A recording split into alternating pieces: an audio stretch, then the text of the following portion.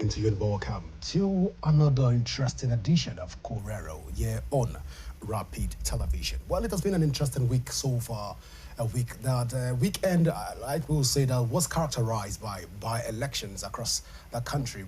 We've seen victors emerge from various political parties, and of course, we've seen in various political parties also there has been this gnashing of teeth, saying speaking of the political party like the um, Social Democratic Party, the PDP, and other minority political party, as the All Progressive Congress tend to take the front burner in the last election. But today we'll even look at the voters' registration that is being introduced by INEC and what has been the journey so far. And I'm being joined right now by Iko Danjuma Afaidaba.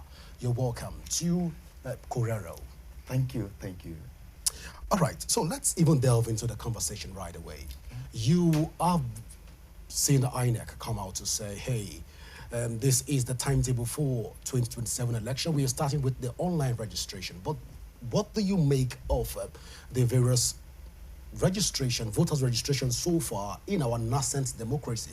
Let's take it from 1999 till date. How have we fared as a people? Yes, as a people, we have not felt any different because with the recent development we've had is not making much impact as expected. But I believe that if hands are put on deck with the intellectual we have across the country, the best can be reached. Okay, so when you say that we've not really fared well, you're saying that INEC have not been able to do an excellent job from 1999 till date. Yes, what I mean by that is this, that the essence, the aim of the INEC electronic, processes and technologies that have been introduced have not been able to completely eradicate the electoral fraud and so many challenges. All right, let's look at the participation today by a lot of Nigerians, especially the Gen Zs. Uh, Most of them are saying right now that they've been online to register, and of course, the process has been smooth. Should we give INEC thumbs up even for this whole online registration that is ongoing right now? Yeah, I would say we have to give INEC thumbs up for this, that they've made the process easier than it was some few years back, that Gen Z can sit at the comfort of their room to complete a segment of the process of registration before proceeding to the INEC office for the capturing. The African Democratic Congress will be coming on the ballot come 20 February the 2nd, February 21st, Yeah. 2026. And this process has begun. Does your party trust the process? Yeah, to an extent, with the confidence that INEC have given to our party leaders during their processes of training, we believe that it is a process we can trust now. So you're saying invariably that your party trusts the process? We trust the process, absolutely. All right, I asked that question because there have been a lot of speculations, even coming from your party, going by the Saturday by-elections, that again it was marred by a lot of irregularities from the electoral umpire. We are looking at a situation where what is being experimented with right now is going to come on the limelight, and in Abuja come 2026 is going to also be tested in the reality of it. I'm asking this particular question in your constituency, which is Gwagwalada right now. How has this registration been so far? Yes, so far so good. With what has happened in the by-elections in about the 16 states so far, it's been an experimental stage of this very confidence on INEC I'm talking about. And I must sincerely say that is as a result of inefficient Bvas system that we have that are not well operated or due to some technical fault that must have resulted to one thing or the other.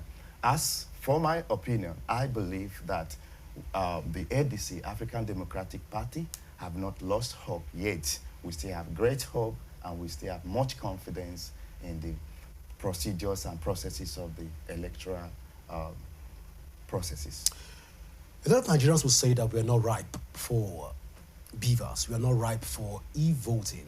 We're not ripe for some of these technologies that has been introduced into our electoral system. But in your own assessment, what's your take on Yes. the timing for all of this? Yes, a journey of a mice begins with a step. While they say so, it is true in some aspect and not true in some aspect. Why it is true in some aspect is because of the poor electrification we have in Nigeria, where villages and so many, even urban cities are left on without adequate provision of electricity. And we believe today that to achieve any sustainable development, be it in any sector, power electrification is prime to achieving any sustainable development, be it in electoral, be it in any aspect of development we want to have. At the moment, we have a lot of drop out of school. This means that we've had a lot of population who are not in touch or educated about information and modern technologies. Count in our primary schools today, we have people who are age 18 ready to vote by age but have no access to technology, down to secondary schools where we have the most population that are above 18 are not well informed. If we talk about information to the people who are the age of voting, these are people who have spent their own money in accessing these technologies. And this is not cutting across the villages and the people who are fully involved for voting. So invariably, you're saying at this point in time that we are ripe for all of this technology that's been introduced by INEC at the moment. In some part of or it's a premature introduction of technology into the electoral system. Absolutely. What I'm trying to say here is actually a premature introduction of the technology, because the first thing that ought to have been done is to have upgraded our educational system, where people are educated and made to have access, empowered to have access to these technologies, if not as an individual, but as a common, maybe centers built for villages where they gather to have this registration done with ease. Having said this, this brings me back to that question which I've asked before now. Are we ready for the elections? That on one hand, again, minority political parties, can they trust this whole process by INEC right now? Even coming from the ADC's angle of the conversation. Yes, coming from the ADC angle of conversation, in our opinion, with my people and with our party's members, we believe that we so much have to, we are part of the system too. So the whole duty is not going to be left to the INEC. We will be fully involved in ensuring that the stakeholders at various levels and organizations that are meant to ensure that things work right are fully on duty to ensure that the electoral process organized by the INEC are successfully implemented and bring the desired result. And I must say sincerely that one of my utmost confidence is that people are getting new orientation every day, especially with the new economic situation around the country. Everyone have realized that it is his and her responsibility to ensure their vote gets counted. And I must say, in this FCT election that is coming forth, it will shock the masses, it will shock the people who feel they're gonna, get the systems, bad again. That when the people finish voting, they're not gonna leave the polling unit. They'll be there to see that their vote gets counted, because now everybody has realized that we are part of the security system too. That we ought to be after voting at the polling unit to ensure that our vote gets counted. We're going on home until we see our result counted and announced.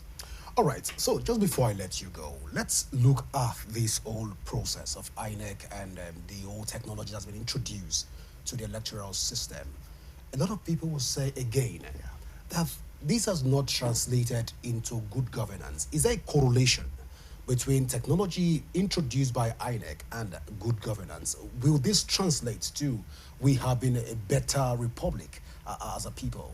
Yeah, talking about good governance, this has to do with a lot of factors. Number one, I'll say that good governance can be derived with proper information, communication, and technologies, where we have the ICT. Now, for the good governance, electronics cannot come to play the human role. In some situations, and in some situations, electronics are designed to play the human role more efficiently.